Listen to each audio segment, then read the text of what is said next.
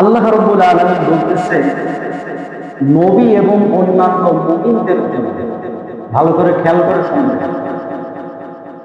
পরে যে বলবেন যে হুজুর ভালো করে বুঝতে পারি না, খেয়াল করে শুনতে হবে, সরল অনুবাদ শুনতেছে। নবী এবং অন্যান্য মুমিনদের জন্য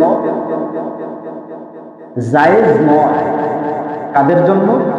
নবী এবং অন্যান্য মুমিনদের জন্য, মুসলমানদের জন্য জায়েজ নয় যে তারা মুশরিকদের জন্য ক্ষমা প্রার্থনা করবে। মুশরিকদের জন্য কি করা হচ্ছে? ক্ষমা প্রার্থনা জায়েজ নয়। কাদের জন্য? নবীদের জন্য আর মুমিনদের জন্য। নবীদের জন্য আর মুমিনদের জন্য আল্লাহ তাআলা বলতেছে মুশরিকদের জন্য ক্ষমা চাওয়া তোমাদের জন্য জায়েজ নয়। যদিও তারা আত্মীয় হতে পারে।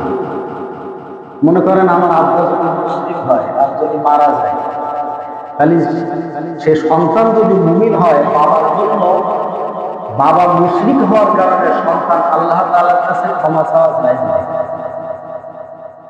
বুঝতে পেরেছেন কত বড় কথা, কত ওজনওয়ালা কথা, বুঝতে পারছেন?